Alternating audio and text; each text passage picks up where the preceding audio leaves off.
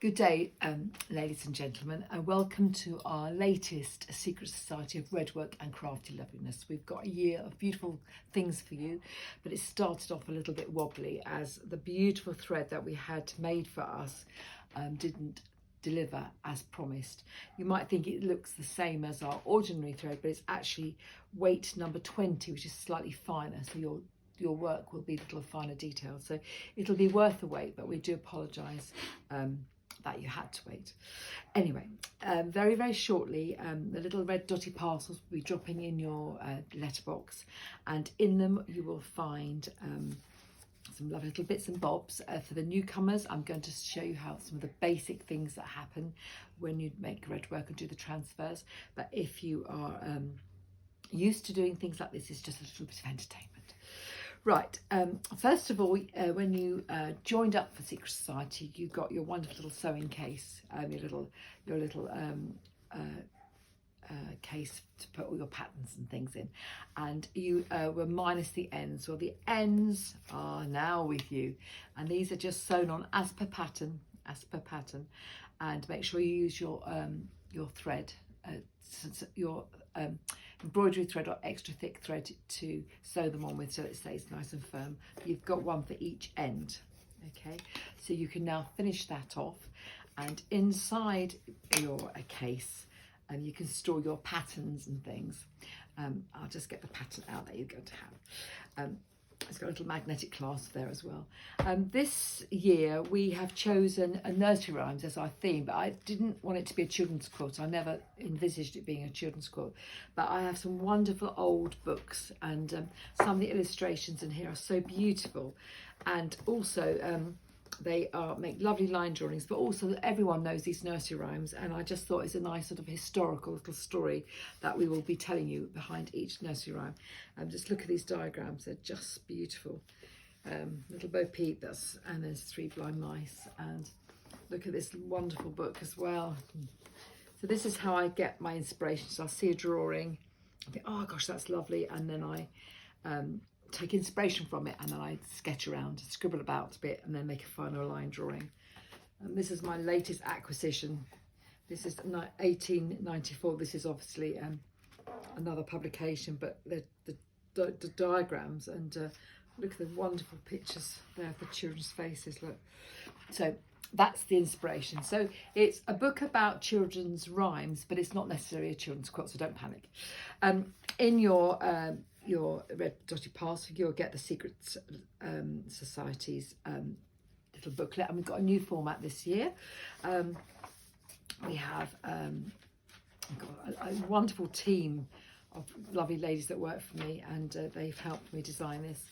And you've got the welcome letter, you've got Mel's wonderful cake. It's all themed, everything's roses, just because it's a rose flavoured cake.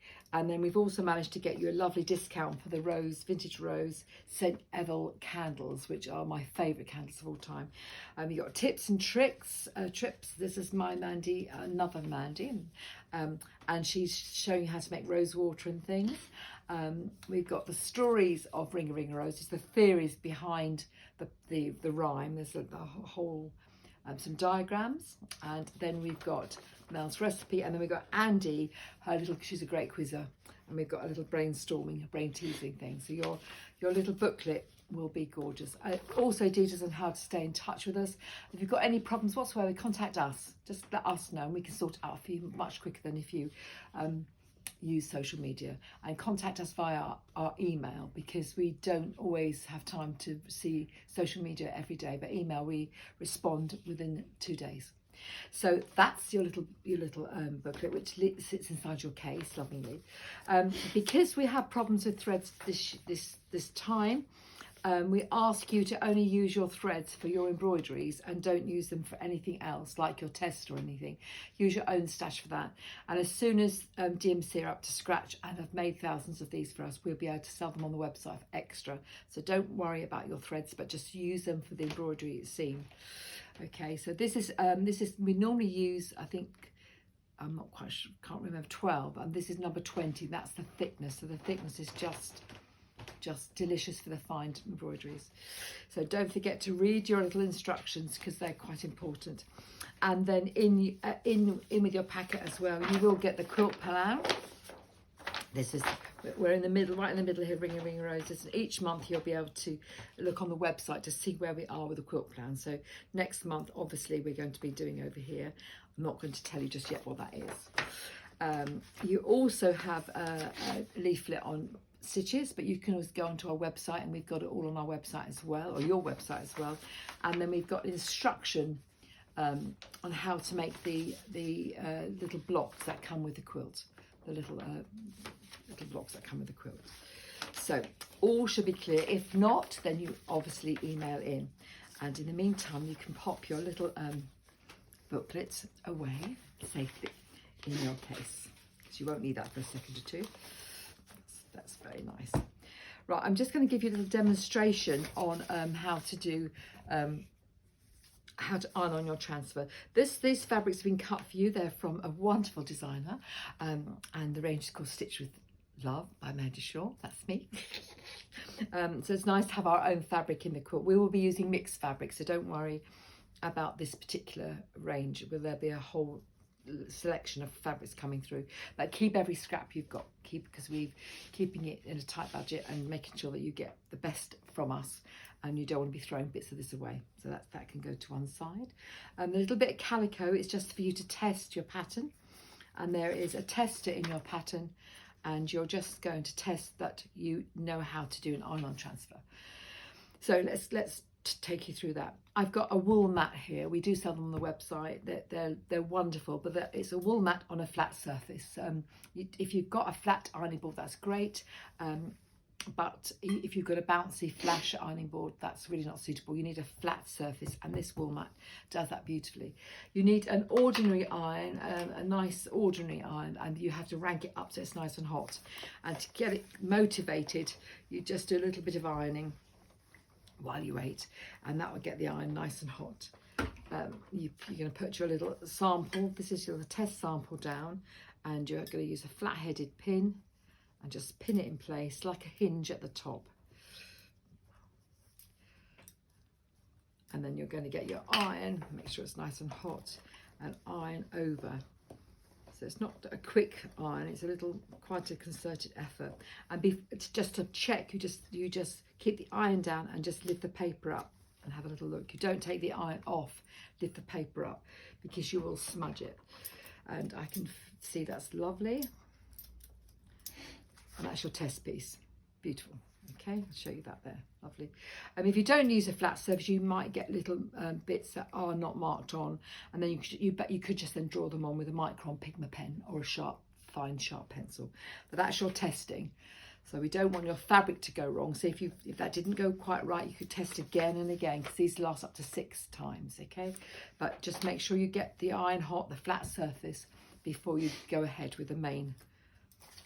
Now you could continue to stitch that and have a little bit of fun with that, but that's a later date, so we'll again put that in our case. So the design is larger than that, which sometimes causes a little problem. So you have 2 designs. If you're making a small quilt, you need to use the small design, and if you're making a larger quilt, you need to make the larger. So you had choices, because I knew that some people might not want to have another large quilt. Well, actually, we haven't had a large quilt for a couple of sessions. The basket quilt, I think, was the largest. So I'm just going to cut the excess paper away so you can see where you are. You're going to put your fabric out. You're going to cut your fabric. There is a cutting plan in your guide. So you're going to cut your fabric to the right size. I'm not going to waste this fabric at the minute. I'm just going to iron straight on, but there is a cutting plan in with your shall I just quickly show you that, just in case you get into trouble with it. So I'll make sure I show you where it is. There's a lot of paperwork on the first one, so here's your cutting plan. So when you see your cutting plan, cut the first one 12 by 12, cut the second one 22 by 8, and the third one 10 by 8, and this is spare. So do use your cutting plan, So the first one's 12 by 12.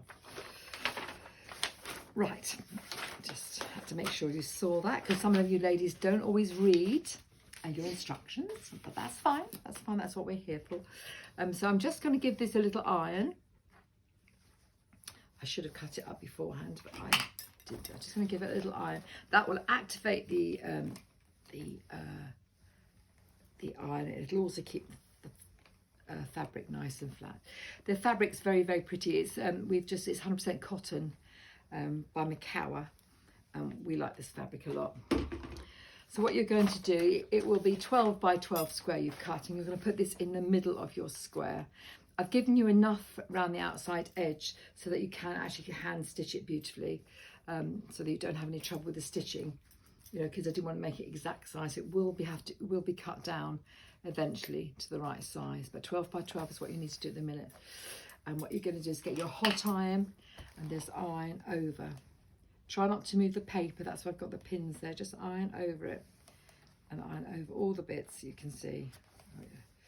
Just check you get the outside edgy bits. That's sometimes where we forget. Don't leave the iron hanging around too much. Get to know your iron as well, really. That's very good. Just check his little faces come in.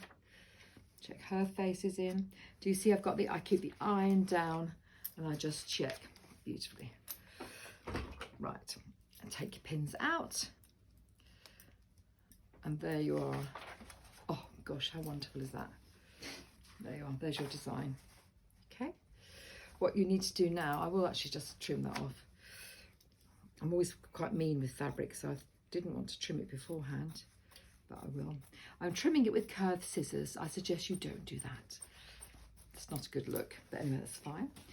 So there's a transfer.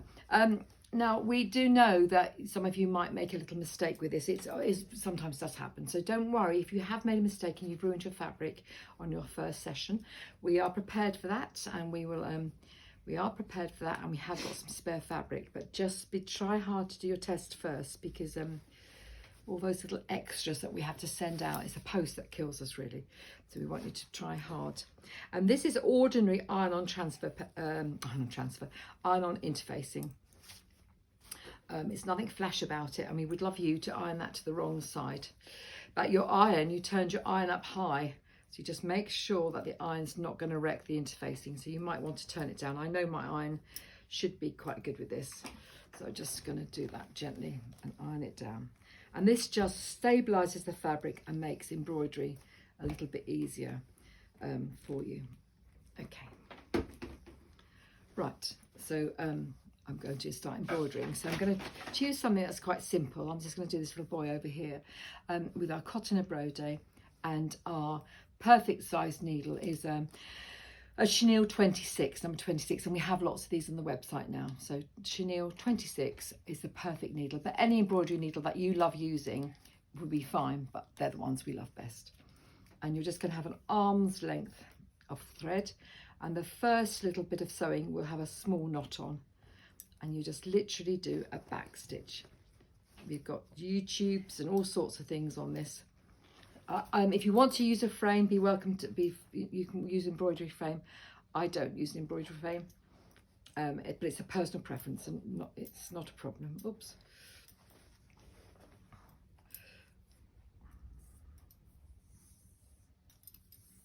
I didn't thread my needle correctly. Hang on.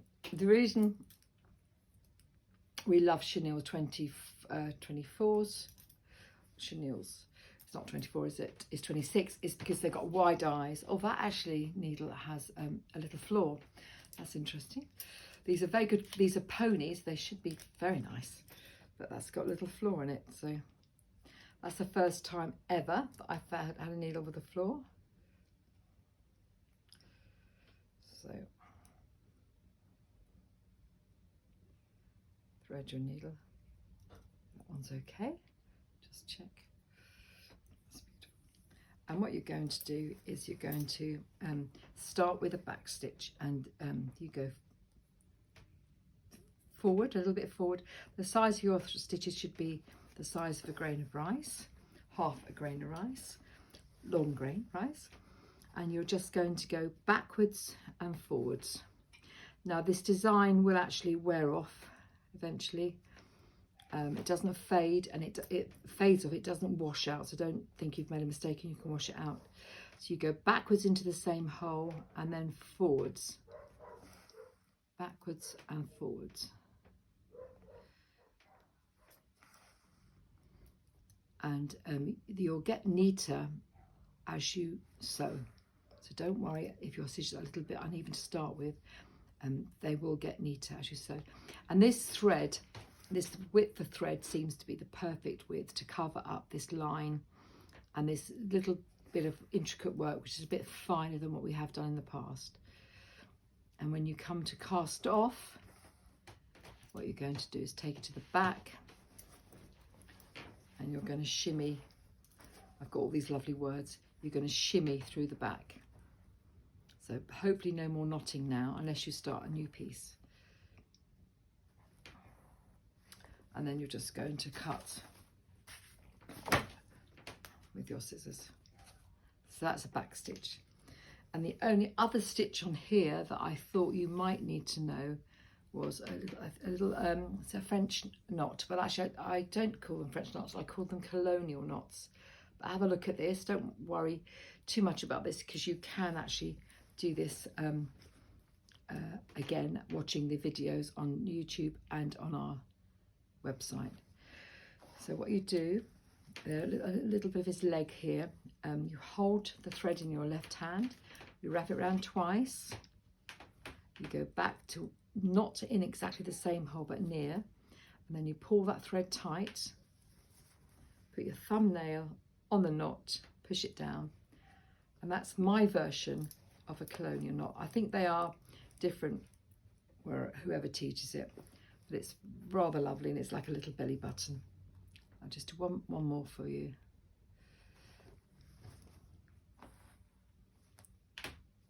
And then I'll let you get on with it then. Hold the thread in your left hand, wrap round twice. Don't go in the same hole the thread came out of, but just close by it, and pull that down so it's nice and firm. Put your fingernail on top and then just thread through. Look at that, just beautiful. Do you see little colonial knots? They're nicer than French knots, I think.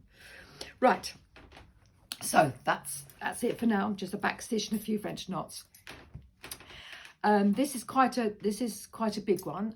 The next one will be large as well.